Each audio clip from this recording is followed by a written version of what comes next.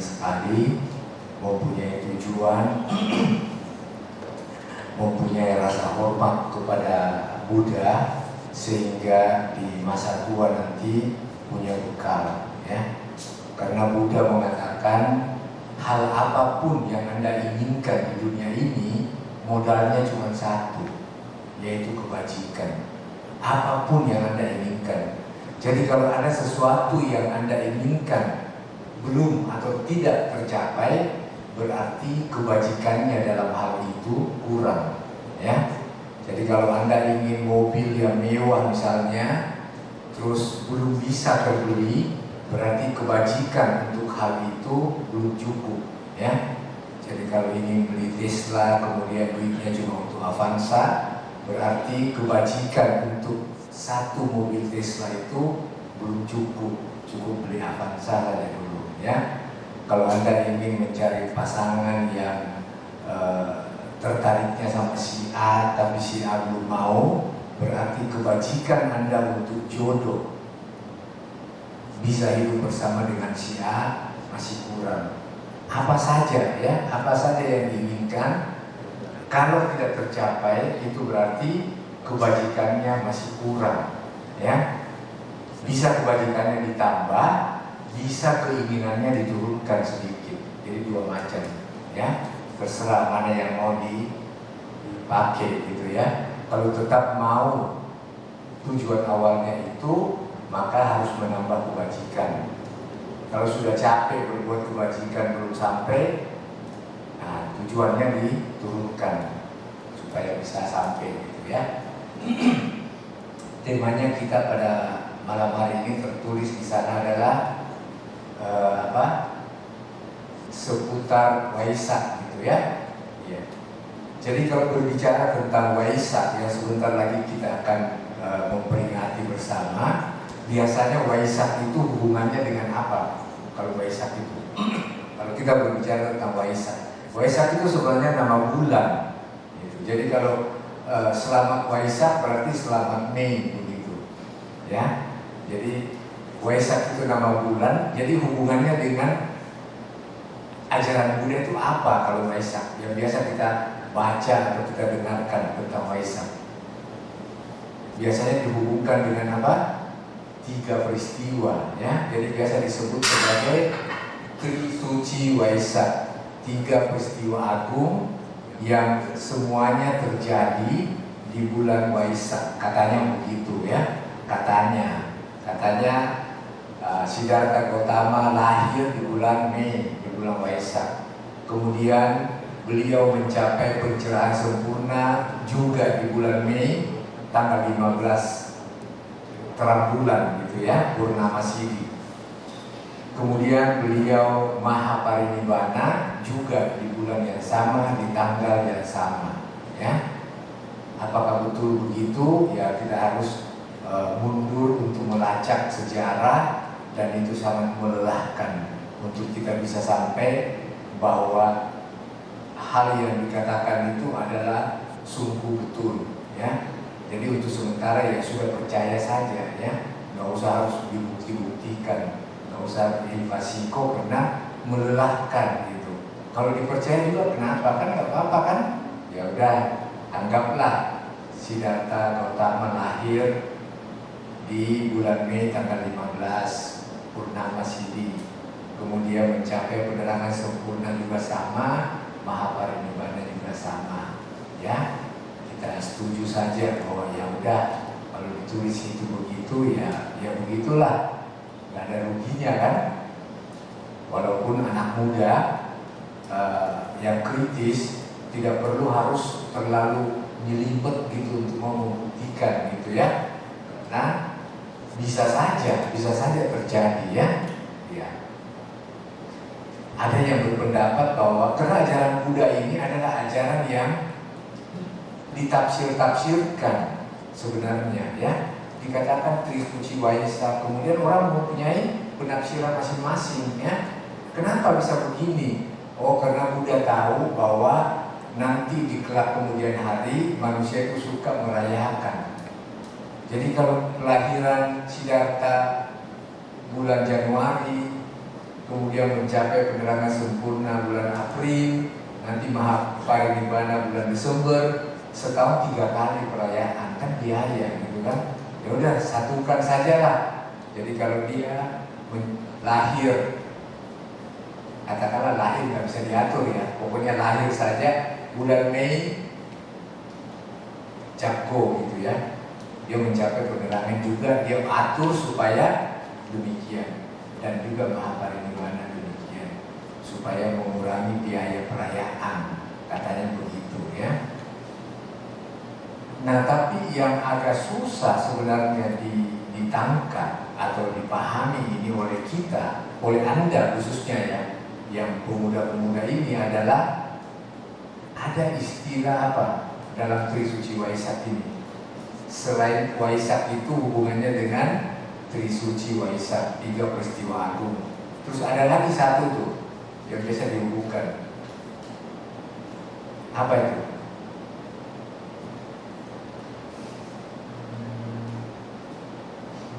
Belum pernah tahu ya? Biasanya Trisuci Waisak itu ada yang istilah detik-detik Waisak. Nah ini yang agak susah untuk dipahami oleh pikiran saya gitu. Kalau pas keluar dari rahim di antara pohon sala itu, mamanya Siddhartha itu keluar pada detik yang kesekian, detiknya mencapai penerangan sempurna juga sama, detiknya Mahaparinibbana juga sama. Itu gimana coba kalau ada detik-detiknya? Ini pasti berbeda kalau sampai detik ya. Kalau tanggal bulan masih oke lah, kalau detiknya. Nah jadi yang harus dipertanyakan sebenarnya, tapi saya juga belum mendapat jawabannya. Saya sudah tanya kemana-mana, belum ada yang punya jawaban gitu ya. Istilahnya siapa yang mencetuskan, siapa yang mengatakan bahwa ada detik-detik Waisak gitu. Karena kalau detiknya beda, misalnya jam kelahirannya Siddhartha itu jam 9:15 detik, kemudian mencapai penerangan sempurna beda jamnya. Nah detik-detik yang kita rayakan nanti akan ada di Samakidam ini perayaan detik-detik Waisak ya, tanggal 23 Waisak ya, 23 Mei kita mengadakan detik-detik Waisak. Kita mengundang 1 biku. Jadi kalau Anda tidak kemana-mana, Anda tidak ke Borobudur, Anda tidak punya acara kemanapun, maka sangat diharapkan Anda hadir pada malam tanggal 23 Mei ya. Karena kami atau pengurus Wihara Samakidam itu mengundang biku yang sangat mumpuni ya. Pasti Anda puas kalau Anda memang mencari Dhamma ya. Kalau memang Anda suka dengan Dhamma ajaran Sang Buddha, maka jangan sampai Anda tidak datang pada 23 Mei malam ya. Kita mulai mungkin jam 6 sore ya, sudah mulai, dan akan ada pembicaraan Dhamma ya. Jadi Anda diharapkan untuk bisa interaktif, menanyakan hal-hal yang ingin diketahui gitu. Kalau ya, kalau Anda itu memang kepingin untuk belajar gitu ya. Tapi kalau nggak kepingin ya pasti nggak menarik lah ya. Kalau pengen untuk belajar itu pasti sangat menarik gitu ya. Saya nggak tahu seberapa tertariknya Anda ini dengan Dhamma, karena siapa yang mengundang itu, siapa namanya, Vicky ya. Vicky tanya, nanti Romo temanya apa? Saya tanya, maunya temanya apa? Oh saya tanya anak-anak dulu ya, teman-temannya. Udah gitu ditunggu ditanya, terus ditanya, dia jawab begini, kita minta opsi dari Romo. Jadi dikasih kebebasan untuk bertanya apa saja yang mau ditanyakan atau apa saja yang kita mau bahas. Nggak ada.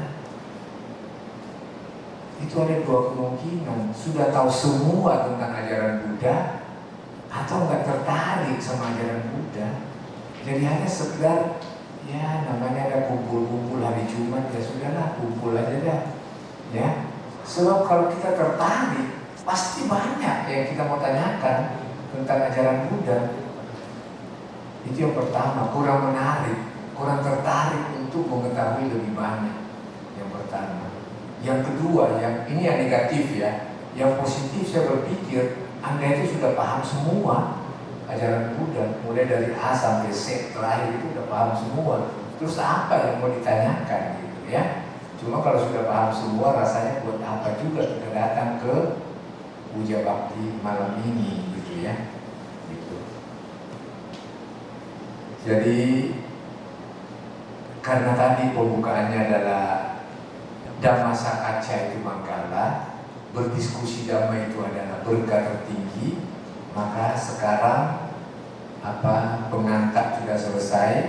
Silakan kalau ada yang mau melakukan Dhamma Sakaca atau diskusi Dhamma atau tanya jawab, silakan.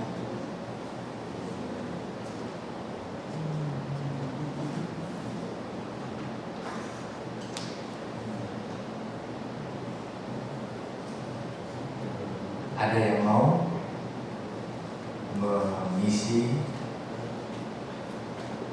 sesi tanya jawab ini, silahkan. Harusnya kalau pemuda itu banyak pertanyaannya, soalnya di otaknya itu banyak pertentangan, ya kan? Ini ajaran sudah 3000 tahun, ajaran kuno. Sedangkan kalian itu otaknya itu, pikirannya itu ajaran modern sekali gitu, ya kan? Jadi mestinya ya banyak pertanyaan. Gitu. Kalau memang tujuannya ke Puja Bakti itu adalah untuk mendengarkan atau mengetahui ajaran-ajaran Buddha gitu, silakan.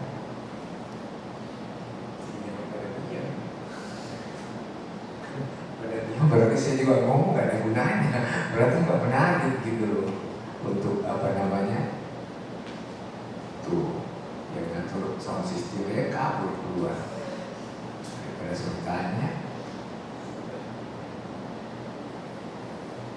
Saya membuktikan dengan terlalu banyak ini kan mestinya diisi dengan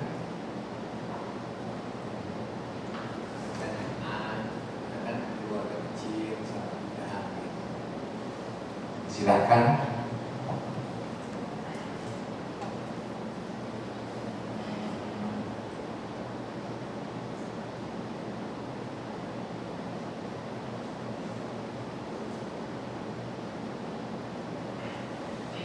Ayo biasakan untuk menanyakan apa saja yang mau ditanyakan. Nggak harus pertanyaannya menarik atau sesuai dengan tema atau apapun itu, tapi interaktif itu sangat perlu, kebersamaan. Silakan.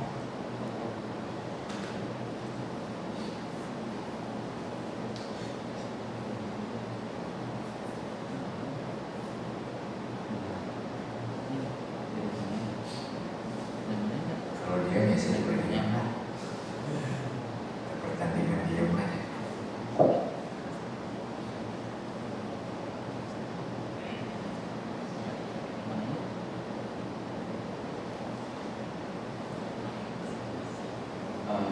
Romo, karena belum ada yang mau bertanya, saya ada yang bertanya. Mantap.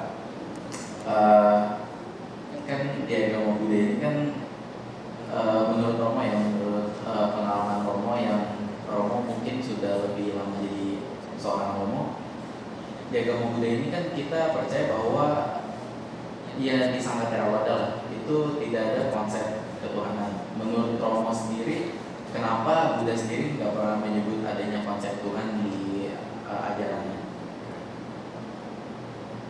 Terima kasih. Iya. Jadi menurut Buddha, kenapa tidak ada konsep Buddha di dalam khotbah-khotbahnya begitu dulu ya. Ya mungkin pada zaman Buddha Gautama itu menjadi Buddha, itu belum populer istilah Tuhan itu. Mungkin dibawakan oleh agama lain begitu, Tuhan gitu kan. Jadi itu sering ditanyakan tentang apakah ajaran Buddha itu mengenal adanya Tuhan. Biasa begitu ya pertanyaannya orang. Ini pengaruh dari agama selain agama Buddha gitu ya. Agama Islam, agama Kristen itu mengenal adanya Tuhan. Jadi kalau ditanya, Anda misalnya ditanya di luar, apakah ajaran Buddha itu ada atau Anda percaya adanya Tuhan gitu. Sebelum dijawab itu mestinya disamakan dulu persepsinya. Tanya kembali, menurut kamu Tuhan itu apa? Supaya sama. Jangan ditolak dulu, jangan diterima dulu. Jadi Anda agama Buddha percaya nggak adanya Tuhan? Tanya dia, apa itu Tuhan menurut kamu? Supaya kita seiring dulu, dia sesama dulu persepsinya ya, pemahaman kita sama dulu. Gitu. Karena di dalam Pancasila dasar negara kita tidak ada yang ditulis Tuhan yang Maha Satu, tapi ketuhanan yang Maha Satu, yang Maha Esa. Ketuhanan itu maksudnya sifat. Jadi kalau kita tanya Tuhan kamu itu ada. Siapa misalnya orang Kristen ini ya, orang yang pemegang Injil. Tuhan itu ya Yesus. Bagaimana sifatnya itu Yesus? Nah, dijelaskan gitu. Nah, yang ada itu di dalam ajaran Buddha yaitu sifatnya Tuhan itu, sifatnya Yesus itu ada di dalam ajaran Buddha, ada di dalam agama Islam, Hindu dan seterusnya. Sifat yang maha pengasih ini yang ada di mana-mana, di semua bidang atau di semua judul keagamaan. Jadi kalau dibilang ada ya sudah ada. Tapi kalau cuma fisik kan tidak penting. Fisiknya Yesus itu mau diapain? Tapi sifatnya, nah itu perlu. Dan itu ada di dalam ajaran Buddha. Ada cinta. Kalau orang bilang orang Injil, orang Kristen bilang itu seluruh isi Injil ini cuma satu isinya, yaitu kasih, ya kan? Nah kita namanya minta, ya udah sama aja. Jadi kalau apakah ajaran Buddha sama dengan ajaran yang lain? Sama saja. Gitu kira-kira. Cukup ya. Ya, terima kasih atas bantuannya. Karena saya kalau nggak ditanya juga nggak bisa berkembang.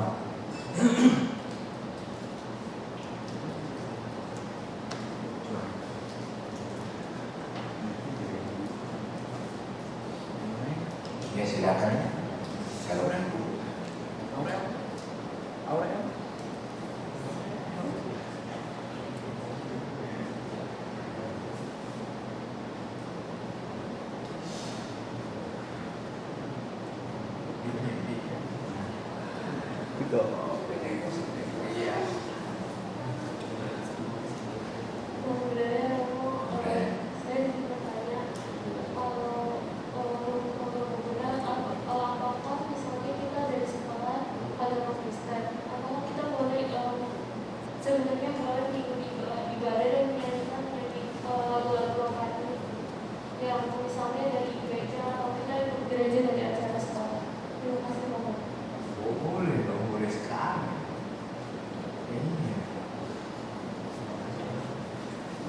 Nyanyi itu bagus kok.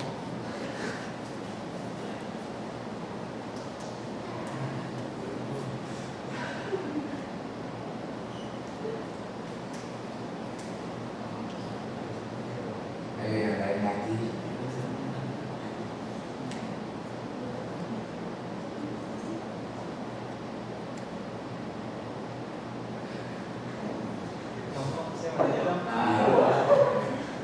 Tapi topiknya di luar topik yang ini nggak masalah ya Romo ya? Iya. Jangan soal komputer, saya nggak ngerti. Oke. Ya, mungkin kita saya mau nanya sih fenomena sekarang yang biasa terjadi itu kan sekarang lagi naiknya lagi kan judi atau judi online gitu ya, Romo ya. Itu sebenarnya dalam agama Buddha sendiri itu kan di Pancasila Buddhis kan agak tertulis untuk kita mempertaruhkan sesuatu ya, Romo ya. Tapi dari sudut pandang agama Buddha itu apakah berjudi atau mempertaruhkan apa yang kita miliki itu karena Buddha tidak ya, Romo?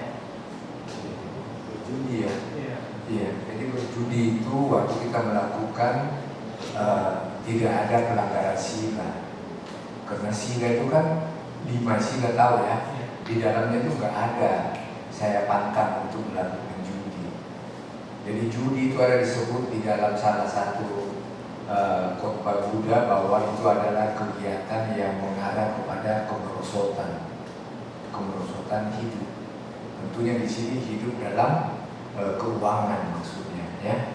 Nanti kalau keuangan jatuh maka akan muncul semua masalah yang lain gitu kan.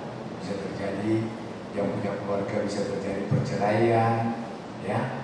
Yang masih muda bisa terjadi sila kedua, pelanggaran, bisa mencuri, akhirnya kan untuk mendapatkan modal berjudi.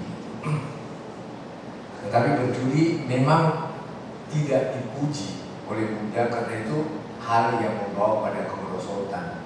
Hal lain itu misalnya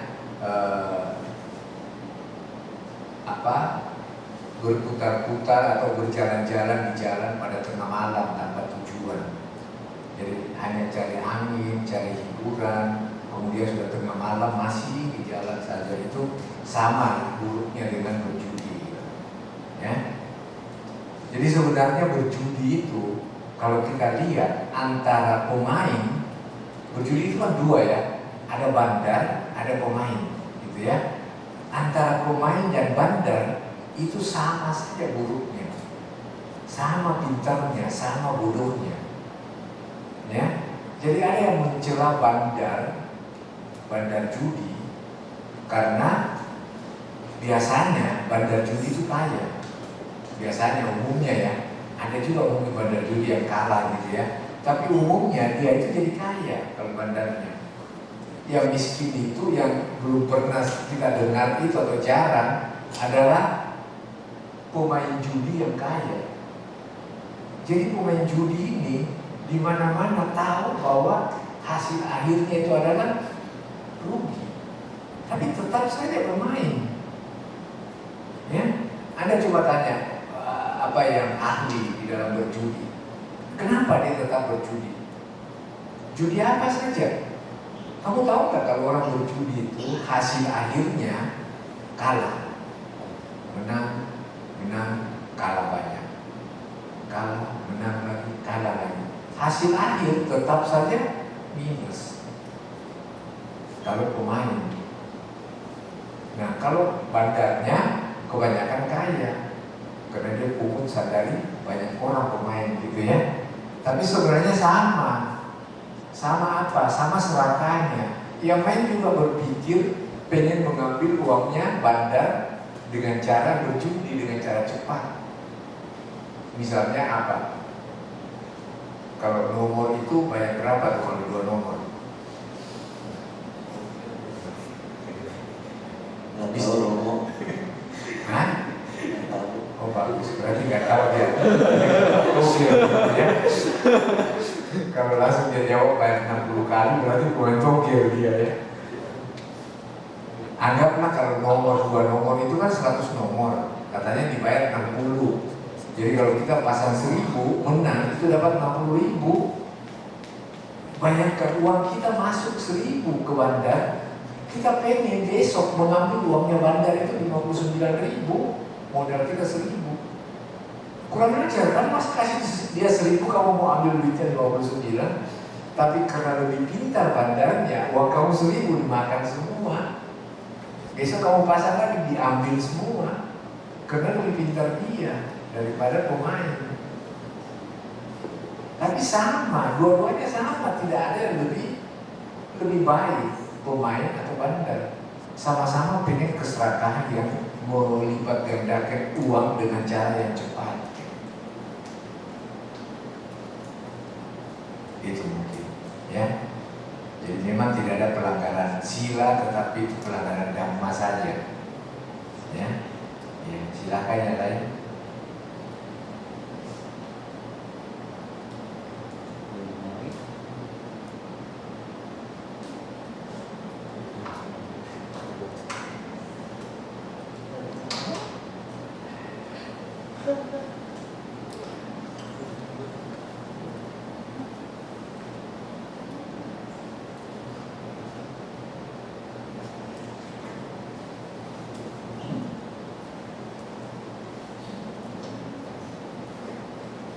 Kalau Romo izin bertanya, agak aneh gitu, gak apa-apa ya Romo. Jadi misalnya ada orang yang bisa dibilang keterbelakangan, agak berkebutuhan, dan mungkin nggak ngerti apa yang salah, apa yang benar, yang dia lakukan. Gimana kalau bisa dia berbuat kayak dosa gitu, tapi kayak dia nggak ada pengertian salah benarnya, itu masih terhitung karena buruk, kebingungan atau gimana? Iya, jadi pertanyaannya kalau misalnya seseorang yang kelihatan agak terbelakang gitu ya, membutuhkan kebutuhan khusus gitu ya. Jadi istilahnya kurang nyambung gitu ya. Apakah kalau dia berbuat kesalahan sama nilainya dengan orang yang normal gitu ya? Jadi misalnya saya paham bahwa kalau mukul orang itu jelek, saya paham, tapi karena saya emosi akhirnya terjadi gitu kan, sama orang yang tidak paham sama sekali karena dia keterbelakang mentalnya gitu ya. Bagaimana kalau dia melakukan, apakah nilai nilai karma buruknya itu sama gitu ya. Jadi kalau bicara soal nilai atau hasil perbuatannya itu, ya kita semua itu dalam dalam perkiraan, dikira-kira gitu ya, dikira-kira ya menurut persepsi masing-masing ya, karena tidak ada satu orang pun yang bisa menilai bahwa malam ini saya melakukan puja bakti maka saya mempunyai nilai kebajikan 80 atau cuma 60 atau cuma 4 atau apa, siapa yang bisa menilai, kan begitu ya. Sama dengan kalau kita berbuat buruk, kalau kita berbuat buruk ini apakah ini nilainya berapa gitu, tidak ada timbangannya yang bisa menimbang gitu kan, nanti hasilnya yang menentukan gitu ya. Jadi kalau pertanyaan nggak usah keterbelakang, gila saja sekalian ya. Kalau orang gila itu melakukan kejahatan, ada nggak karma buruknya? Ada nggak? Hah? Gila loh, dia nggak tahu loh. Dia dikasih nasi padang gitu kan, ada orang kasihan dia duduk di pinggir jalan, terus dikasih nasi padang gitu kan. Begitu dia buka nasi padang, dia ambil, dia langsung lempar ke pemberinya. Wah, kurang ajar, ambil batu lagi. Kena orang itu. Nah, orang bilang kan orang gila. Harusnya nggak ada karma buruknya kan begitu. Kita nggak bisa tahu. Kenapa kita nggak bisa tahu? Karena kita nggak gila. Jadi kita nggak bisa tahu jalan pikirannya bagaimana. Tetapi dokter gila, dokter saraf mengatakan bahwa pada waktu dia buka itu nasi padang, di depannya itu adalah senjata yang bisa membunuh dia. Kemudian muncul pikirannya, orang ini jahat sekali. Daripada dia persiapkan untuk saya mati, mending saya duluan. Jadi waktu dia buang itu sudah ada kejahatannya, sudah ada amarahnya, sudah ada kebenciannya. Gitu. Karena orang gila kita nggak ngerti. Kadang ada istilah begini kan, Tuhan itu memang maha adil. Saya makan sedikit belum basi, tapi dari kemarin makanan itu makan rasanya masih oke ya. Kita makan sudah sakit perut. Lihat orang gila tuh, dia ambil makanan di sampah, yang 3 hari dia makan dengan lahapnya, nggak sakit. Itulah kemurahan hati Tuhan. Karena makanan itu sebenarnya bukan basi lagi, sudah beracun, dimakan dia tidak kenapa-kenapa. Pernah dengar kata itu ya? Ya, tanya orang itu, kamu pernah ngikutin nggak orang gila itu waktu dia habis makan? Kalau dia demam atau sakit perut, dia pernah nggak ngeluh sama kamu? Paling dia ke pojok di bawah pohon kan? Aduh, nggak ada yang mau lihat kan, namanya orang gila. Jadi sakit, fisik tetap sakit dengan makan sesuatu yang ada kuman atau apa ya. Tapi karena kita nggak mengikuti, kita mengambil kesimpulan yang terburu-buru. Ya, makanya di dalam ajaran Buddha mengatakan bahwa apa yang kamu lihat yang dilakukan oleh agama lain atau aliran kepercayaan lain yang menurut kamu itu tidak sesuai dan lucu-lucu, jangan diketawain, jangan dicela, apalagi dihina. Kenapa? Karena kalau kamu lakukan itu sebenarnya dasarnya hanya satu, yaitu ketidaktahuan. Kamu tidak tahu. Seperti orang lihat kan, itu agama yang paling gila di dunia ini adalah agama Buddha. Sendiri bikin patung dari tanah, dari kayu, dari tembaga. Kemudian sudah dia bikin, dia sembah-sembah gitu, dia mohon-mohon ke patung itu. Gila nggak? Iya kan? Kurang keren lagi, dia mohon-mohon diambil hiu, pasang di situ supaya diwangi-wangi, supaya itu patung itu dengarkan dan mengabulkan permintaannya. Kenapa orang itu berpikir begitu? Karena dia nggak paham ajaran kita. Dia nggak mau belajar, saya nggak mau belajar. Pokoknya saya lihat yang tergila itu adalah orang agama Buddha. Belum lagi kalau dia lihat bantinya duduk, bantinya masih anak muda, terus datang orang yang sudah tua kayak saya begini, sujud di depannya 3 kali. Orang dia, begitu saya keluar ditanya, Pak, iya, Bapak dosa apa sama si gundul itu? Kok kayak sujud-sujud kayak minta ampun begitu? Bapak lebih tua loh dari dia. Ngapain itu masuk begitu? Nah, dia kemudian menyimpulkan lagi, agama Buddha adalah agama paling gila. Manusia disembah. Kita agamanya itu cuma satu yang disembah, Allah saja yang patut disembah, Tuhan yang patut disembah, nggak ada yang lain. Nah, kenapa dia berpendapat begitu? Karena pengetahuannya tidak ada, dia tidak punya pengetahuan. Itu kira-kira ya. Jadi yang keterbelakang itu kalau dia melakukan kejahatan tetap saja kejahatan. Gitu ya. Ya. Yang lain mungkin temannya sudah mau bertanya.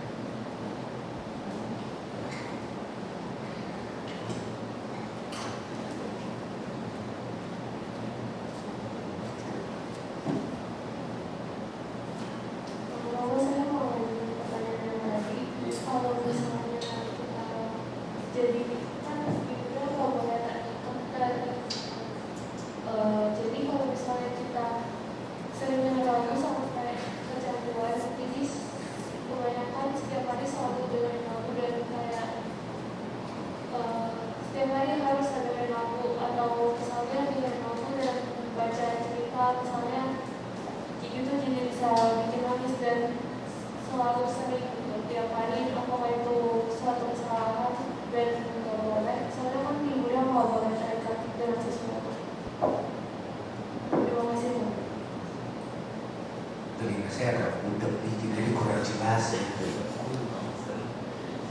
Ya, bukannya ya. Jadi kalau misalnya digunakan nggak boleh kaitan dengan sesuatu. Apakah kalau misalnya kita baca cerita sampai misalnya menangis atau dengar lagu sampai setiap hari sehingga kecanduan, apakah itu suatu hal yang boleh atau tidak? Dan kenapa? Terima kasih. Dengan apa? Lagu. Lagu apa?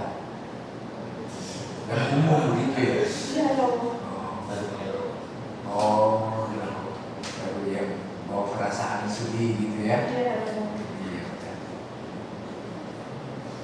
Tuh, Menurut kamu boleh nggak? Bagus nggak begitu menurut kamu? Ya juga. Hah? Tidak terlalu karena kadang tuh bikin bagus. Gimana? Tidak terlalu kalau ada juga yang bilang kan sekarang nggak boleh terikat gitu ngomong. Bukan. Jadi menurut kamu yang kebiasaan mendengar lagu atau membaca apa terus mengucapkan apa terus sampai tertangis-tangis, menurut kamu itu nggak apa-apa ya? Berarti sih ada buruknya juga. Ada buruknya. Terus mau usaha untuk mengurangi gitu. Ngomong pasti susah. Iya.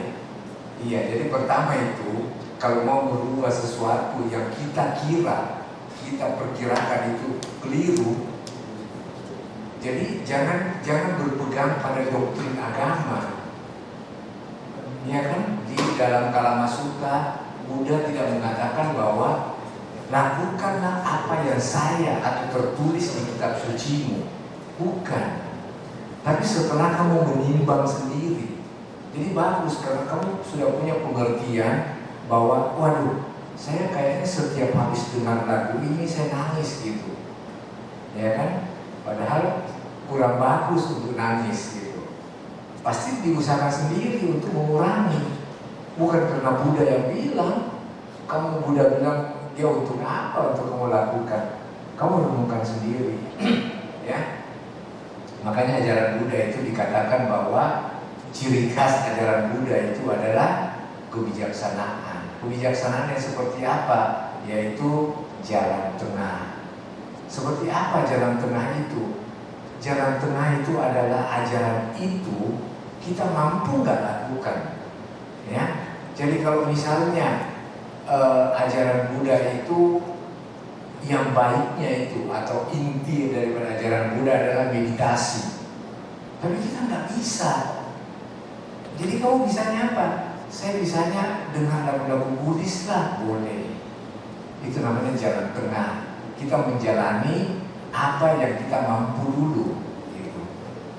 Jangan terlalu longgar, jangan terlalu ke kiri, sama sekali gak mau tahu, pokoknya tidur aja lihat TikTok, WhatsApp dibalas, apa semua, itu namanya ekstrem kiri. Jangan juga ekstrem kanan. Ya, ada umat Buddha itu yang anaknya masih kecil, istrinya masih hamil, pergi dia 10 hari meditasi 1 bulan. Wah, itu ekstrimnya. Loh, gimana istrinya di rumah? Jangan terikat sama istri. Oh, nggak bisa. Itu bukan jalan tengah ya. Tidak dipuji oleh Buddha. Kalau mau begitu ya jadi biku gitu. Tidak boleh kita ekstrim kanan atau ekstrim kiri. Itu ciri khasnya ajaran Buddha. Itu yang disebut sebagai jalan tengah. Itu kira-kira ya. Jadi kalau sudah mulai kurang air matanya, ya kurangilah dengan lagu-lagu gitu ya, supaya nggak terlalu nangis.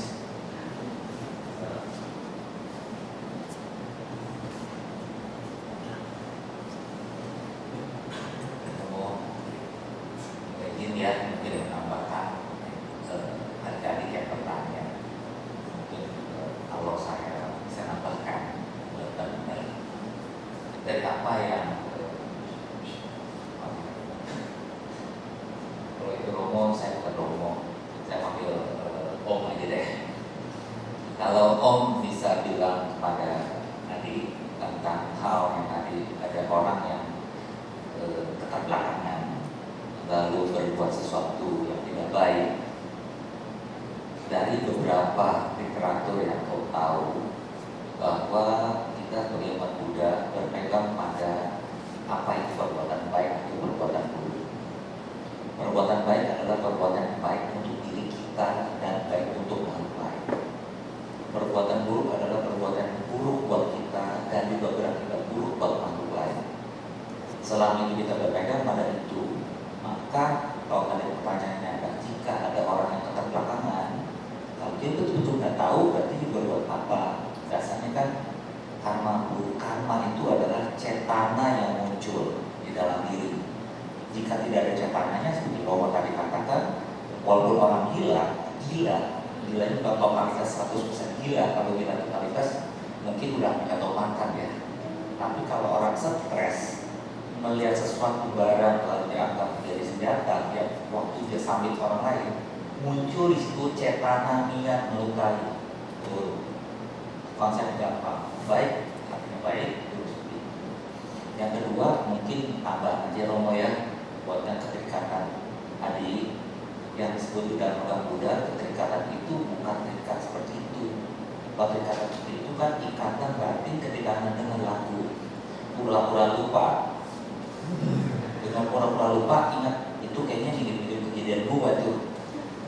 Gua banget tuh, itu denger ikut sedih. Itu hanya nempel, Anda sticky melekat kepada lagu itu. Yang tidak ada terikat benar di agama Buddha kemana-mana Anda mendengar lagu itu terus-terusan. Jika lagu itu nggak ada, Anda kecewa. Nah itu terikat banget.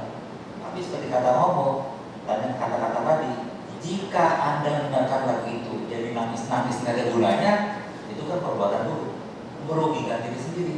Tapi kalau Anda dengar sedih-sedihnya happy, ya terserah juga ya Romo ya. Kalau sedih-sedih tapi jadi habis itu gembira, semangat. Jadi kata-kata yang dipegang adalah perbuatan baik adalah baik untuk diri sendiri dan baik untuk makhluk lain.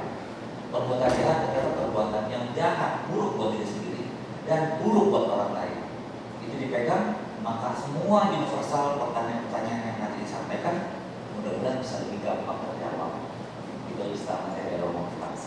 Terima kasih. Apa?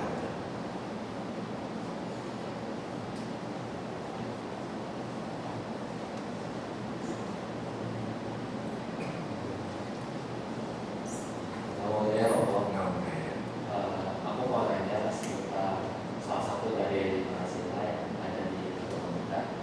Kalau misalnya kita makan sesuatu atau makan daging yang berasal dari hewan, itu kan hewannya itu dibunuh dulu baru kita makan. Nah, apakah kita kalau kita makan daging kita itu melanggar sila? Kalau kita makan daging, apakah melanggar salah satu dari Pancasila ya? Tidak ada. Karena Pancasila itu kan sudah tahu kan ya, yang pertama membunuh makhluk hidup, kemudian mencuri, asusila, berbohong, dan minum minuman yang dapat melemahkan kesadaran.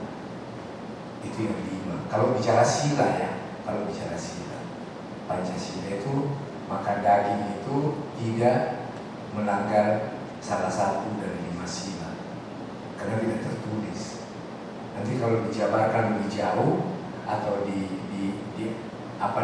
dipersepsikan sendiri bisa masuk, bisa saja. Tetapi Pancasila ini saya mau bilang bahwa adalah sesuatu yang kelihatannya secara dasarnya begini, kelihatannya itu tidak sulit-sulit banget. Tidak berat sekali kelihatannya, ya. Karena apalagi kalau kita lagi duduk di sini, ya, 1 jam atau 2 jam, tidak mungkin kita bisa melakukan pelanggaran dari 5 sila itu.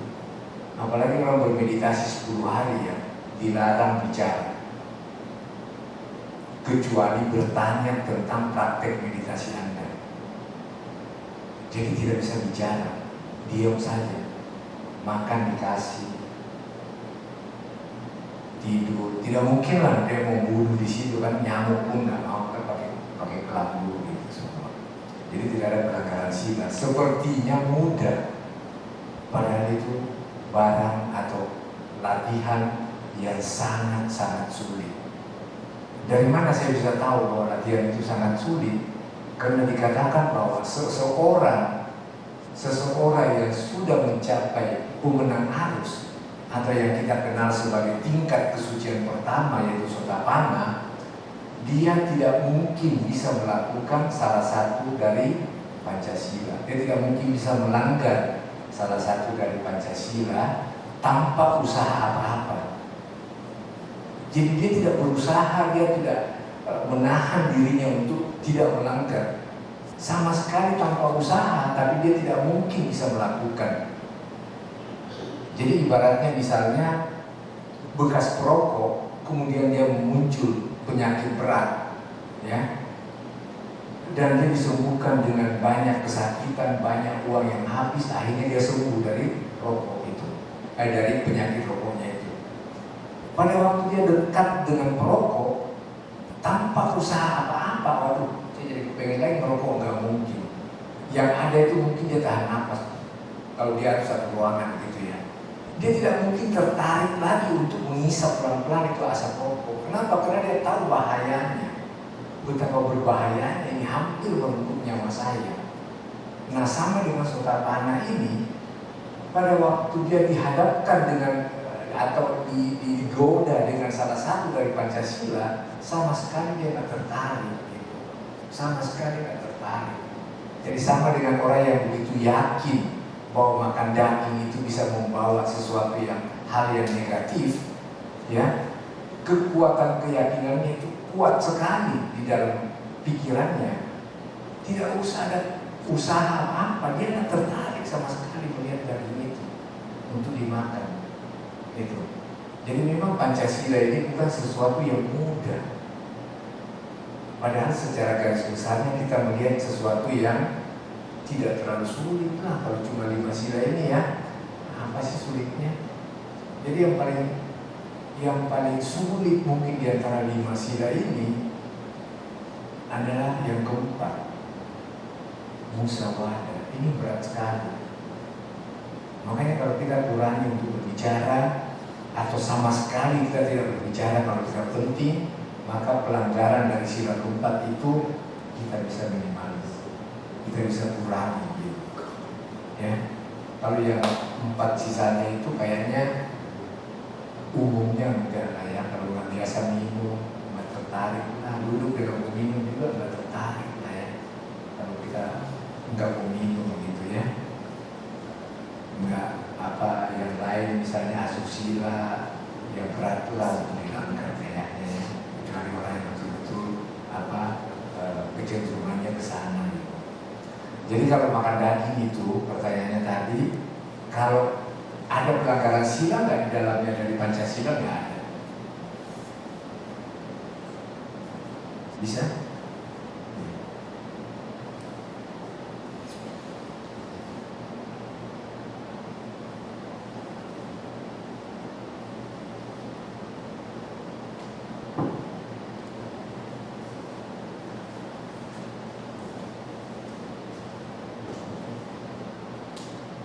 Ada yang lain?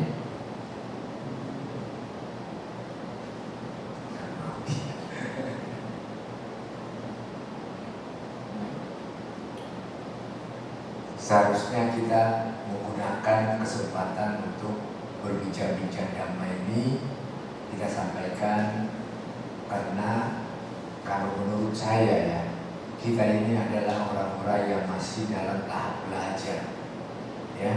Kita belum sampai pada tidak ada yang perlu dipelajari lagi.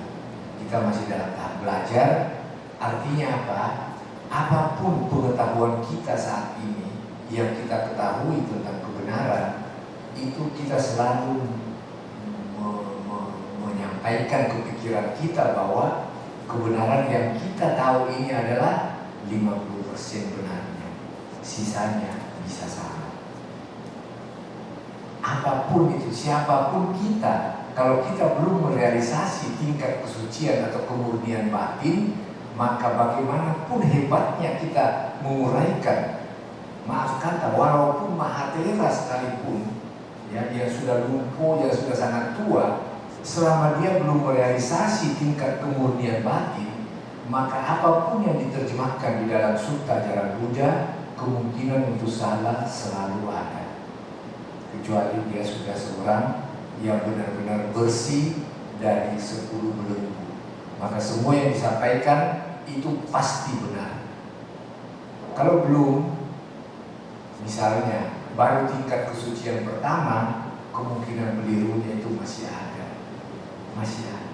Apalagi kita yang masih belajar, ya, sudah sangat maksimal kalau kita berani taruh bahwa apapun yang saya ketahui, apapun yang saya yakini sebagai kebenaran adalah 50%. Itu terbanyak.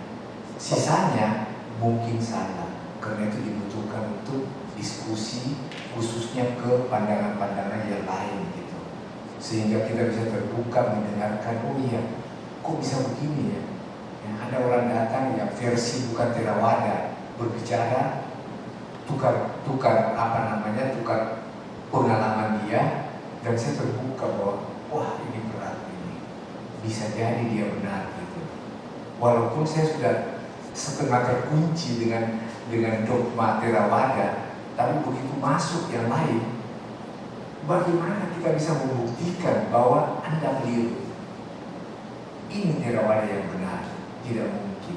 Kenapa? Karena kita baru sebatas pemahaman intelektual kita baca, pemahaman kecocokan di dalam batin kita. Kenapa mereka bisa percaya ini? Padahal dia juga punya intelektual, dia punya kebijaksanaan yang bagus, karena kecocokannya tidak pas dengan Theravada. Jadi dia mempunyai pandangan yang lain misalnya.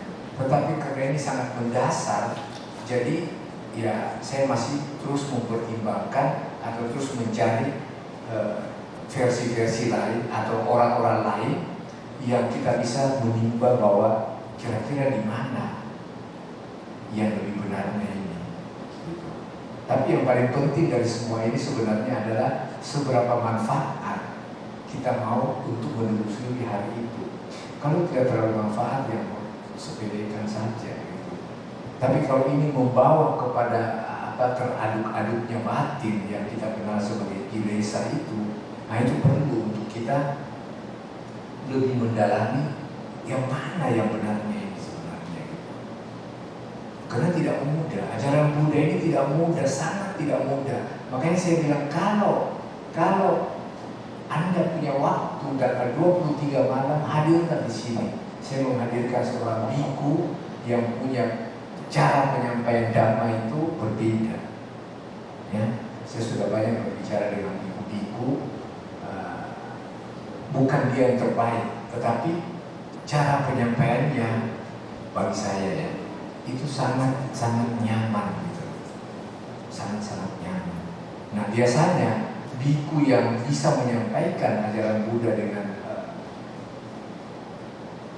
ini versi saya ya, yang saya bisa nangkap dengan enak begitu ya, adalah dhamma yang hasil praktek, bukan doktrin dan hasil membaca buku.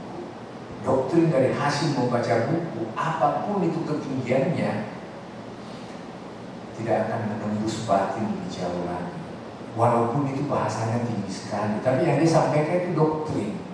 Kita merasa lelah untuk mendengarkan itu semua. Ya, misalnya Abhidhamma, di sini pernah belajar Abhidhamma barusan ya. Abhidhamma itu bukan sesuatu yang mudah untuk ditangkap. Ya, kalau kita punya IQ bagus itu bisa kita tangkap. Tetapi manfaatnya untuk kita praktekkan itu sangat sulit. Kenapa? Karena kita tahu misalnya bahasa, misalnya ini salah satu bahasa yang mudah lah misalnya. Tidak usah Dhamma biasa saja apa yang dasar ya. Misalnya dikatakan metta misalnya. Begitu menyebut metta, kita masing-masing ini mengeluarkan persepsi kita sesuai dengan apa yang kita pahami. Bukan sesuai dengan apa yang Buddha maksud. Kenapa? Karena pada waktu kita membaca atau mendengar kata metta itu, ya, kita sudah menyimpan satu kebenaran. Kita pernah dengar yang dari awal ya. Pertama kali saya mendengar metta dari si A. Kemudian, oh iya begini, oh ini metta ini ternyata ini masuk ke dalam pemikiran saya, tersimpan bahwa itu yang benar. Begitu datang yang lain, kita nggak mau dengar oh salah ini. Apalagi kalau kita mulai membanding-bandingkan, ya, oh itu ini kayak nanti berapa bahasa, oh saya dua, oh baru dua salah berarti kan. Ini Bante kok bagus ya penyampaiannya metta ya. Saya bukan Bante, saya sama Nera, oh apalagi sama Nera sana pinggir, masih belum belajar. Padahal ada sama Nera arahat loh, zaman Buddha kan. Nah itu persepsi kita. Jadi begitu menyebut satu kata misalnya metta, ya, kita sudah punya kebenaran. Padahal yang kita maksudkan metta sebagai kebenaran itu, apakah itu yang dimaksud Buddha? Belum tentu.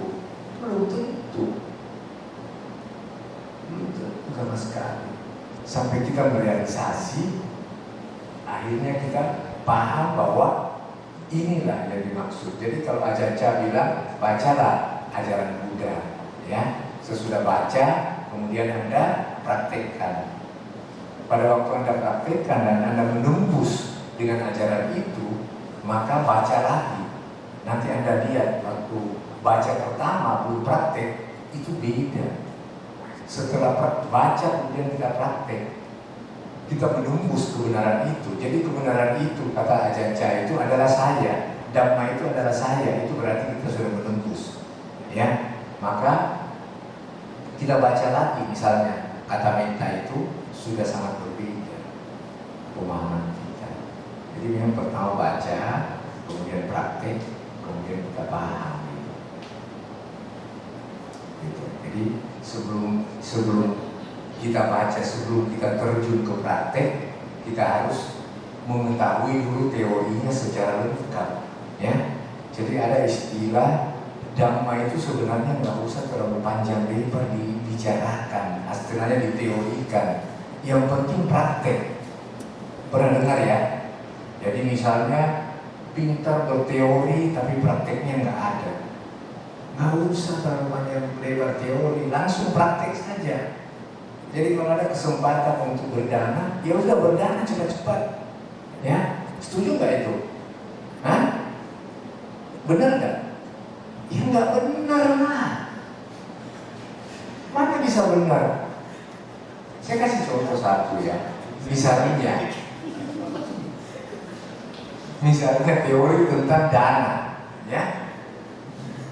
Dana itu kalau mau dipelajari seharian dari pagi sampai malam itu belum selesai.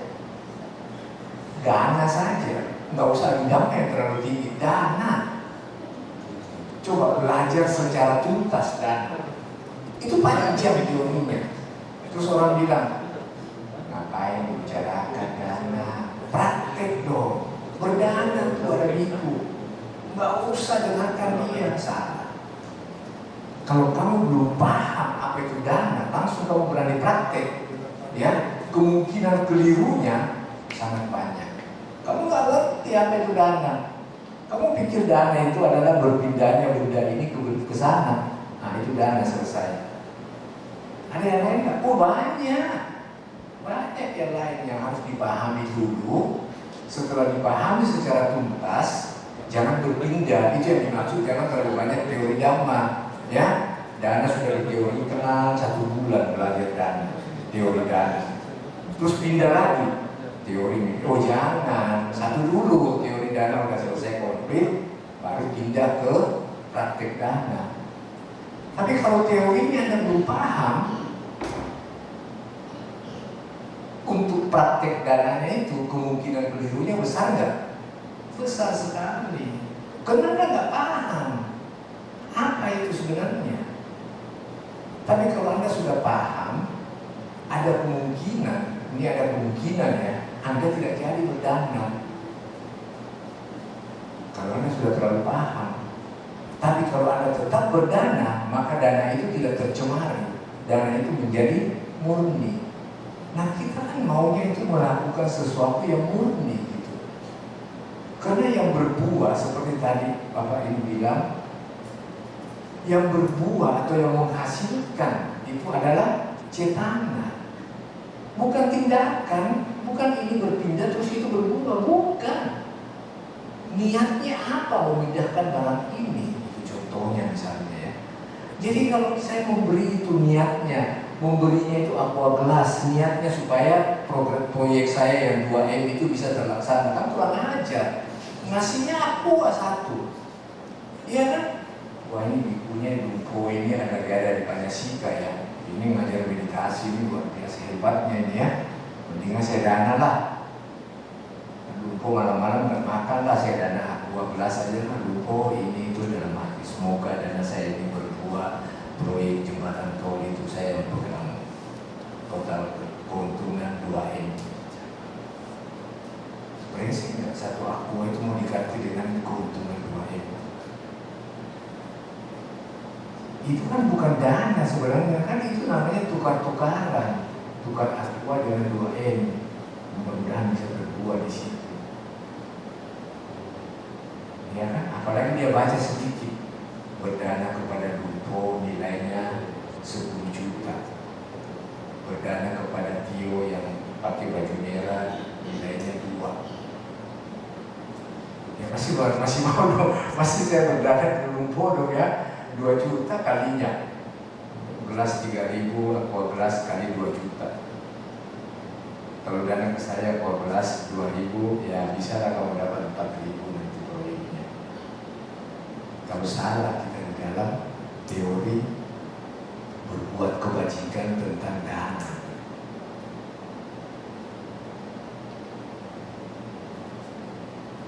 Begitu kira-kira. Tadi siapa sih yang bertanya itu sampai panjang lebar?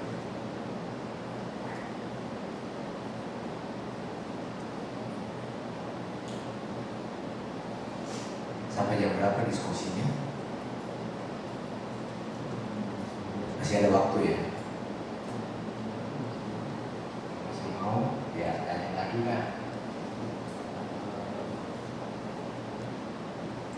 Mungkin saya mau nambahkan sedikit ya Romo ya. Iya. Banyak juga Pak. Izinnya mau menambahkan, mungkin saya menggambarkan analoginya lebih singkat ya. Tapi kan pertanyaannya kan daging itu kan kita dapatkan dari makhluk hidup ya. Dan makhluk hidup kan itu kan bisa jadi dibunuh kan ya, Romo. Mungkin saya analogikannya gampangnya seperti kita itu ingin membeli daging di pasar, daging ayam contohnya ya. Itu kan daging ayam itu kita beli pada saat sudah jadi mayat, otomatis kita itu tidak mendapatkan karma buruk karena mau kita beli nggak beli itu pun sudah jadi mayat, gitu loh. Dan urusan karmanya itu urusan si ayam sama ayam yang hidup sama pedagangnya yang membunuh dia, bukan urusan kita. Kita kan membeli hanya hasil sudah hasilnya seperti itu. Seperti beda cerita kalau memang kita itu makan makhluk hidup yang harusnya hidup. Contoh itu hewan-hewan laut kan kalau misalnya tumbuh jadi bangkai itu biasanya ada beberapa yang nggak enak ya. Ada yang nggak enak seperti contohnya kita kepiting lah ya. Kepiting kalau misalnya sudah meninggal karena dibunuh tapi tidak diolah itu kan nggak enak rasanya. Biasanya kan kita kan request saya mau masak kepiting baru dibunuh di tempat itu kita baru dapat karma buruk. Seperti itu sih mungkin analogi yang singkatnya ya untuk anak-anak muda yang seperti kami ini yang belum bisa menggunakan nama yang lebih tinggi lah yang mau dibahas. Terima kasih. Iya. Jadi tambahannya itu tentang makan daging itu analoginya dia kan sudah mati gitu ya. Ya karena ayam enak, coba yang nggak enak pasti nggak usah analogi begitu. Pasti dia kayaknya nggak usah lah makan ayam ya. Tapi karena enak, akhirnya banyak pertentangan supaya kita tetap makan ayam begitu, makan daging. Ya, pernah dengar nggak bahwa kebencian dari makhluk yang binatang itu yang dibunuh itu tersimpan di dagingnya. Dan pada waktu seseorang makan dengan pikiran terakhir dari hewan itu, kebenciannya masuk di tubuh kita, itu juga menambah energi kebencian untuk kita. Dengan pikiran begitu, kita merasa, wah ini ada benarnya. Misalnya ya, bagaimana kalau saya kurangi? Karena masuk akal kan, kalau anak muda kan suka berlogika. Sapi yang besar itu kalau mau dibunuh, kebenciannya besar loh. Dia bisa melihat orang yang mau bunuh itu marah dia luar biasa. Dan kemarahan itu tidak harus yang bunuh dia yang mendapat. Siapa saja yang makan daging itu akan masuk menjadi energi yang menghasilkan kebencian. Jadi memang apapun teorinya itu, apalagi kalau soal kesehatan gitu ya, memang jauh lebih baik kalau kita bisa mengurangi. Total nggak usah makan, ya mungkin karena kita Theravada banyak teori ini itu ya silahkan gitu ya. Karena Buddha nggak pernah bilang, kenapa kamu yang bilang saya harus dengarkan? Padahal enak dagingnya itu terus terang kan, cuma nggak enak, nggak usah lah dibantah-bantah, langsung nggak usah makan aja, ya kan? Nah, tapi ada beberapa yang punya teori begitu misalnya ya. Kalau seluruh dunia manusia itu tidak mau lagi makan daging, otomatis pembunuhan makhluk dan ayam misalnya sangat banyak berkurang. Kita nggak usah berdebat-debat apa semua. Oh, ini enggak. Coba pikirkan. Kalau sudah tidak ada orang yang tertarik untuk makan ayam, berapa juta ekor satu hari terhenti pembunuhan, terhenti pengembangbiakan ayam. Luar biasa kan sebenarnya. Saya juga daerah dan saya makan juga ayam. Cuma saya berpikir bahwa anjuran ini adalah anjuran yang baik. Begitu. Anjuran yang baik ini yang bisa membawa keuntungan bagi kita. Tidak perlu doktrin yang kita lihat. Itu. Memang doktrin untuk mencapai kesucian memang tidak ada pada Buddha. Tidak mempengaruhi dari makanan. Walaupun ada energi kebencian kita makan, tapi kalau kita meditasi kuat sekali energi ini hilang. Kita meditasi cinta kasih misalnya energi hilang. Tapi kalau kita nggak meditasi, hobinya cuma makan daging, banyak energi kebencian yang masuk. Jadi jangan ditambah-tambahkan, jangan digabung-gabungkan dengan ajaran Buddha misalnya.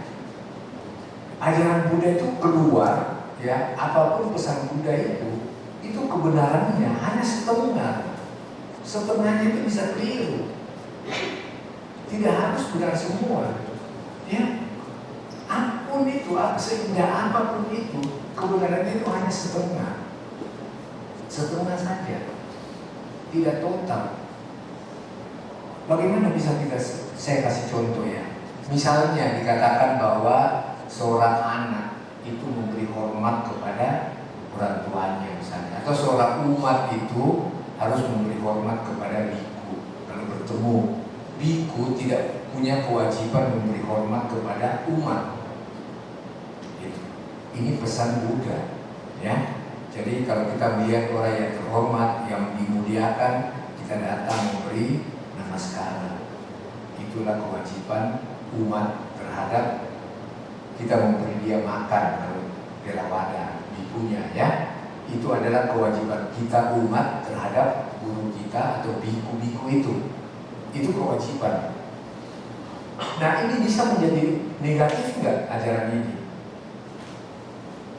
Peraturan ini, misalnya Sigalowada Sutta itu banyak. Orang tua begini terhadap anak, kewajiban anak begini kepada orang tua. Itu benar, memang Buddha mengatakan itu. Tapi kalau kita salah di dalam menangkap, misalnya ini ajaran tentang biku lah yang menerima penghormatan dari umat, ya itu ada tertulis. Kemudian saya ini seorang biku, ya kan, duduk di sini nih, datang umat, Bante, selamat malam. Terus dia ambil kursi di sampingnya, dia bilang, kamu kurang ajar ya, kamu tidak memberi saya hormat. Saya ini biku, ada di dalam tertulis. Nah ini merugikan nggak gara-gara dia baca ini? Merugikan bikunya karena dia salah di dalam mengambil makna daripada yang tertulis. Jadi kalau anak itu harus memberi kepada orang tuanya pada waktu orang tua sudah tua, tidak lagi menghasilkan uang, itu kewajiban anak itu membantu orang tua. Itu benar, tugas, kewajiban anak terhadap orang tua. Tapi hal ini harus dibaca oleh anak, jangan dibaca oleh orang tua. Kalau dibaca oleh orang tua bahaya kan? Berarti dulu. Sini nak, kamu, iya. Coba baca Sigalowada Sutta. Kewajiban kamu apa? Membantu orang. Mana duitnya? Gak pernah kamu kasih pacarmu saja terusin. Sini. Ini namanya salah di dalam menangkap ajaran Buddha. Makanya Buddha bilang kalau ajaran itu kamu menangkap atau mengerti secara keliru, persis seperti memegang ular. Buntutnya ular dipegang, dia akan berbalik dan mematuk kita, mencelakai kita karena ajaran itu. Banyak sekali ajaran yang sebenarnya tidak untuk kita, tapi kita ambil itu untuk kepentingan kita. Itu yang berbahaya. Itu harus kita persis mengetahui ajaran ini untuk siapa. Bagaimana bisa mengetahui bahwa ajaran ini untuk siapa? Itu sebenarnya mudah dengan hanya membagi dua saja, yaitu ada yang disebut sebagai hak, ada yang disebut sebagai kewajiban. Yang harus kita lakukan hanyalah kewajiban. Hak itu tidak usah peduli, jangan diminta. Karena hak itu bisa kita dapat, bisa kita tidak dapat. Tapi kewajiban, begitu kita tidak melaksanakan, kita orang jahat. Hak tidak usah dituntut. Nah terbalik, kalau kita ini belajar agama, biasanya yang kita mengedepankan itu adalah apa? Hak. Saya ini ketua panitia, maka hak saya, nah itu haknya dulu, bukan melaksanakan kewajibannya. Tapi kalau kita ketua apapun di wihara ini misalnya, terus kita berpikiran bahwa kita ini adalah pelayan dari teman-teman yang datang, maka itu pasti aman.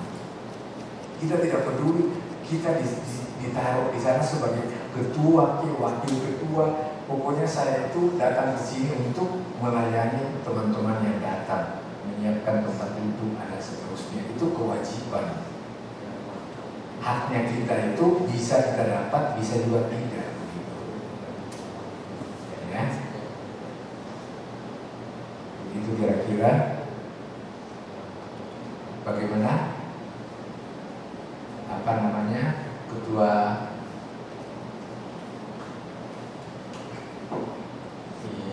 mungkin satu pertanyaan terakhir sebelum kita tutup.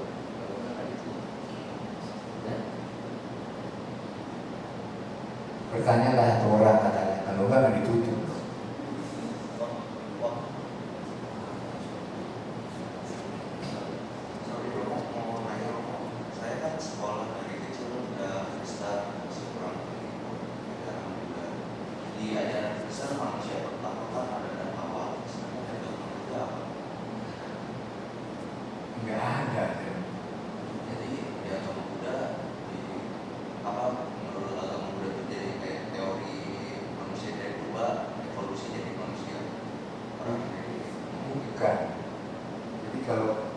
Sejarahnya atau ceritanya ajaran Buddha itu, manusia itu terbentuk langsung banyak begitu.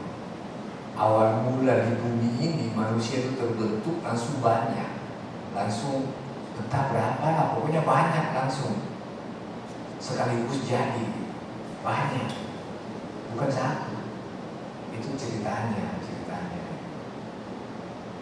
masing-masing punya cerita. Jadi mau tanya lagi? Jadi bagaimana bisa banyak? Kan begitu ya. Bagaimana bisa banyak? Kok tiba-tiba? Padahal cerita saya itu cuma satu. Kenapa? Karena kan dibuat dari tanah ya. Kemudian ditiupkan roh gitu ya. Sehingga hidup si Nabi Adam ini kan yang pertama. Kemudian berlanjut dengan ada Hawa dan seterusnya gitu ya. Itu di kitab yang tertulis di Injil misalnya ya. Nah kalau di ajaran Buddha ini ada satu masa di mana dunia ini hancur dan lama sekali kemudian dunia ini kembali mau terjadi lagi dengan proses alamnya. Nah pada waktu mau terbentuk masih gelap gulita, belum ada cahaya. Jadi ada kayak gelembung-gelembung busa ya, yang sangat enak begitu kalau dimakan. Jadi gelembung-gelembung ini kalau diambil dimakan, nikmat sekali loh, sangat nikmat. Nah pada waktu itu ada dari alam-alam dewa, ya, ada istilahnya malaikat-malaikat datang ke bumi itu, mendekati bumi yang baru mau tercipta itu. Kemudian karena dewa ini masih banyak kesukaan akan rasa, mereka mulai mengambil itu bui-bui itu dimakan. Oh enak gitu ya. Akhirnya bisik-bisik semua datang, makan. Nanti pergi lagi ke tempatnya, besok datang lagi makan. Lama kelamaan makan begitu, tiba-tiba tubuh halusnya ini berubah menjadi tubuh padat kayak kita ini. Dia nggak bisa terbang lagi dan itu banyak sekali. Nah, Jadi tubuh halus itu pasti lebih hebat daripada tubuh kasar kita kan. Dewa itu lebih hebat ceritanya begitu. Apa yang membuat dia jatuh?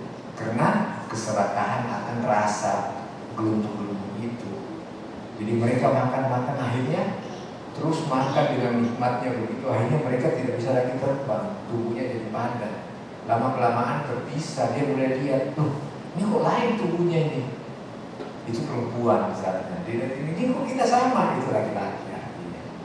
Itu awal mulanya dan itu banyak sekali. Jadi mereka mati istilahnya di alam dewa, terlahir di alam manusia gitu. Sejarah, jadi itu mungkin kalau diceritakan bahwa kalau alam manusia kan harusnya melalui kandungan, terlahir dari kandungan. Nah ini dewa ini bukan dari kandungan, terlahir spontan gitu sebenarnya. Nah ini, bukan dari dewa ini makhluk halus, makan kemudian badan halusnya ini berubah jadi badan kasar. Karena dewa itu atau malaikat itu kan juga punya tubuh, cuma tubuhnya halus, ya. Karena tubuhnya halus itu dia tidak perlu untuk mandi, tidak perlu untuk, dan mereka itu salah satu hal dewa itu dia tidak tahu bersetubuh suami istri. Jadi yang dia tahu itu adalah bercinta, berciuman sepanjang hidupnya jadi dewa. Tapi tidak bersetubuh kayak manusia. Makanya pada waktu ada cerita, pada waktu biku itu kembali kepada istrinya di rumah, kemudian dia bersetubuh dengan istrinya, dewa ini melihat biku itu. Dia heran, ini manusia lagi ngapain itu? Karena di dunia dia itu nggak ada yang kayak begitu, nggak ada persetubuhan hubungan suami istri yang kayak begitu. Dia tahunya itu cuma bercinta, ciuman. Ini ngapain ini? Gitu. Aneh gitu. Jadi dewa itu kita nafsunya ini terlampiaskan dengan kasar. Kalau dewa itu nafsunya itu nafsu birahinya itu hanya terlampiaskan dengan bermesraan ciuman saja. Batasnya hanya sampai di situ. Kalau kita sedikit brutal kayak binatang gitu. Binatang juga gitu kan? Kita juga begitu. Ya mungkin badan kasar untuk memaksimalkan nafsu itu dengan cara seperti itu. Jadi kalau awal mula dari manusia di dunia ini, dunia saat ini, ya terbentuknya itu sekaligus banyak gitu. Dan bercerita panjang ceritanya, dongengnya gitu. Bukan satu, kemudian dua, kemudian itu kan ada anak apa semuanya ceritanya gitu. Perbedaannya. Nah lebih suka atau lebih cocok yang mana ya masing-masing. Karena itu kan cuma dongeng, itu kan cuma cerita gitu kan. Istilahnya cuma sejarah masa lalu gitu. Ya kan? Ya.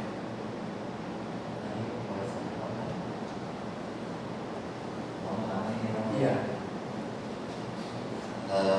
Tadi yang mau tambahkan, mau sampaikan adalah versi mungkin baru pertama di bumi ini ya, Romo ya. Saya sedikit mencoba mempelajari beberapa agama. Jadi kalau tadi adik mengatakan backgroundnya dari Kristen yang mengatakan ada dan awal, sebetulnya itu kembali kalau saya sampaikan, mau saya sampaikan bahwa konsep berpikir itu karena manusia selalu berkata adalah selalu kata awal. Padahal kalau kata ada awal, ada akhir. Kalau kita semua belajar matematik, angka terkecil berapa? 1, 0, minus berapa?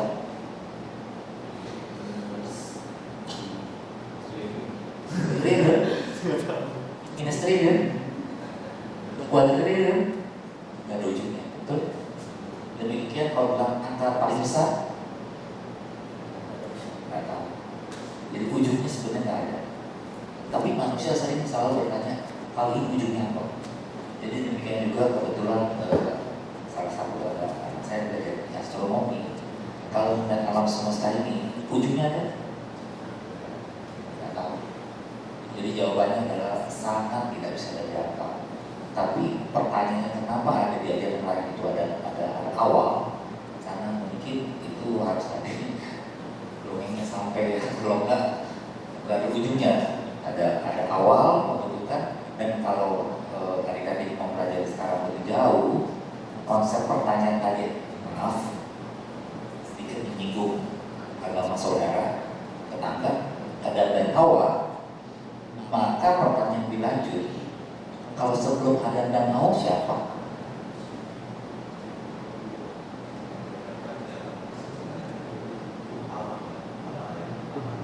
Kalau orang yang pertama sebelum Allah, ya tentu kan pencipta ada yang cipta dan habisnya kan. Itu seperti tadi saya bilang, angka paling kecil berapa?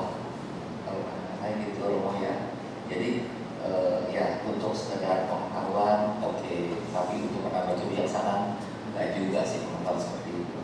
Itu saja sih. Terima kasih semuanya. Kalau anak muda mesti bisa nantang. Jadi saya disampaikan sama salah satu biku bahwa waktu dia belajar ajaran Buddha ini di India, dia belajar beratnya 16 tahun ya di India. Salah satu ajaran atau fak yang paling berat yang bisa bikin kepala keluar api itu adalah bagian daripada debat. Saya pertama heran, ada debat ya, pun asik loh nanti, apanya yang asik?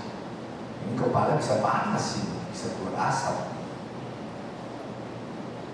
Nah jadi memang ajaran Buddha itu diperlukan debat.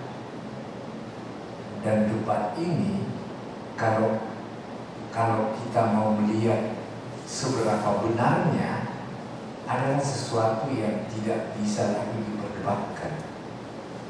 Tidak, orang jadi capek untuk membantah.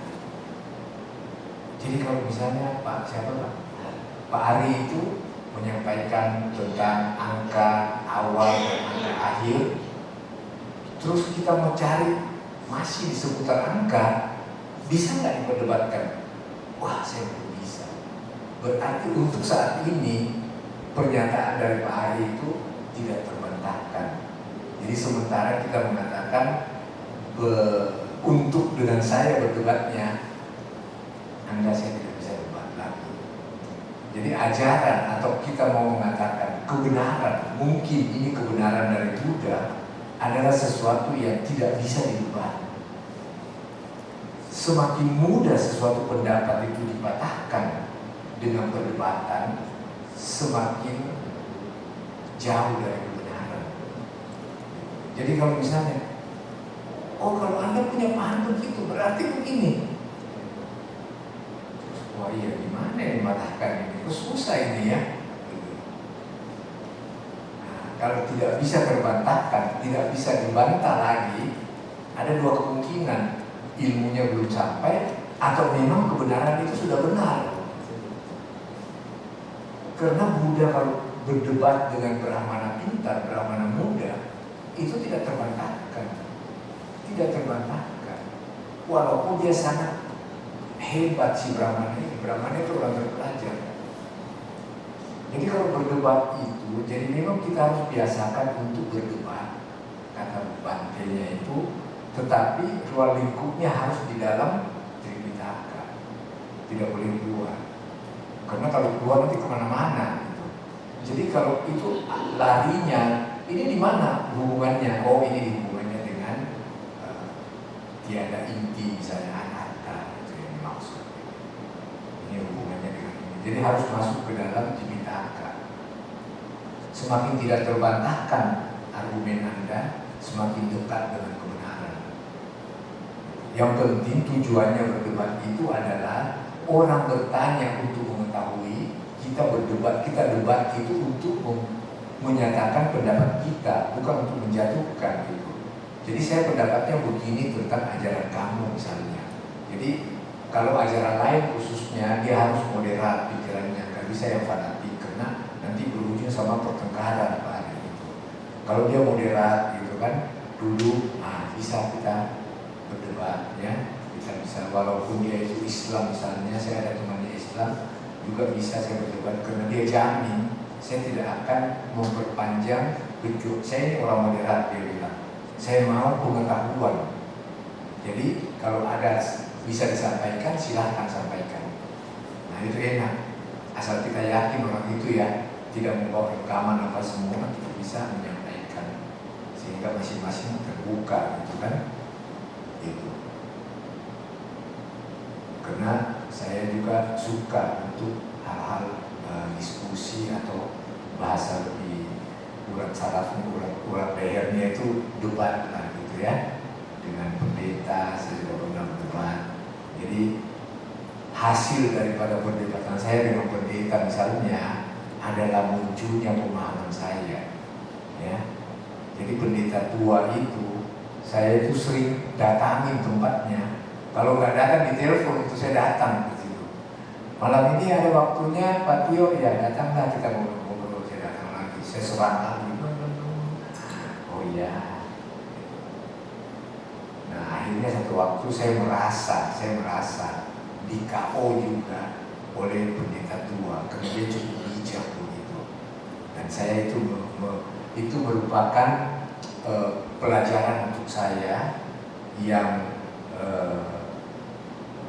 kelompok orang-orang yang sangat yakin bahwa hanya ajaran Buddha yang benar, ajaran ini tidak benar, ya.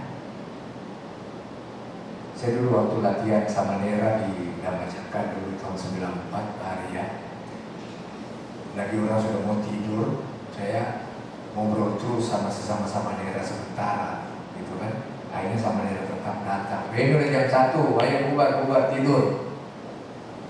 Enggak Samanera, ini Samanera baru ini punya pendapat. Apa pendapatnya?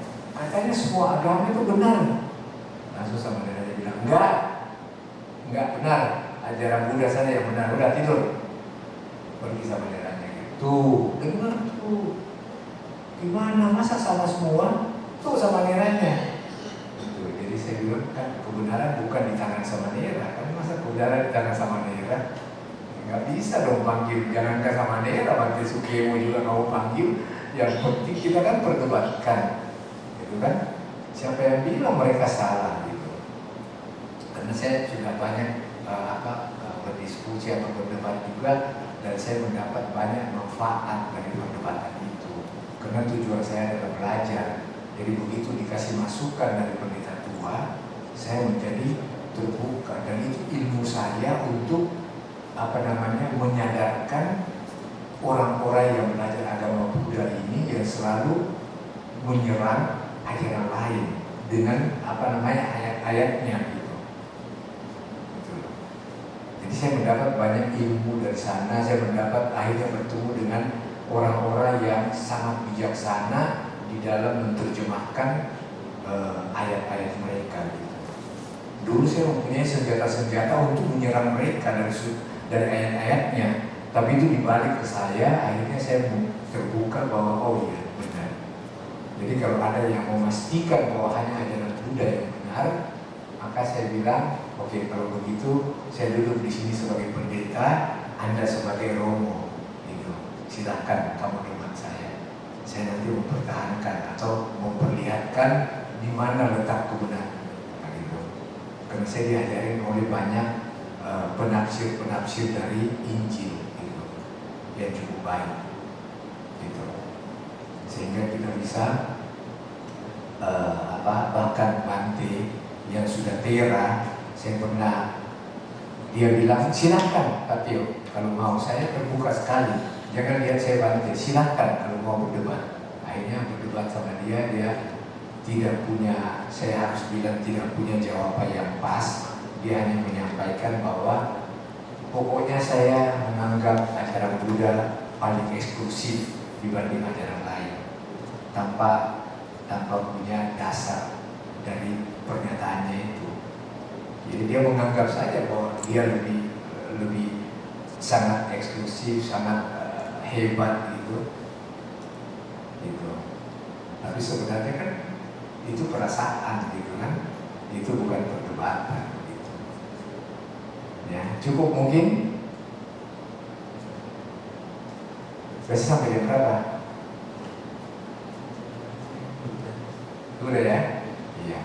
Nanti saya pesankan lagi kalau ada waktu tanggal 23 detik-detik Waisak bisa hadir untuk mendengarkan penyampaian dari salah satu bante yang cukup baik untuk kita mengadakan tanya jawab kepada beliau.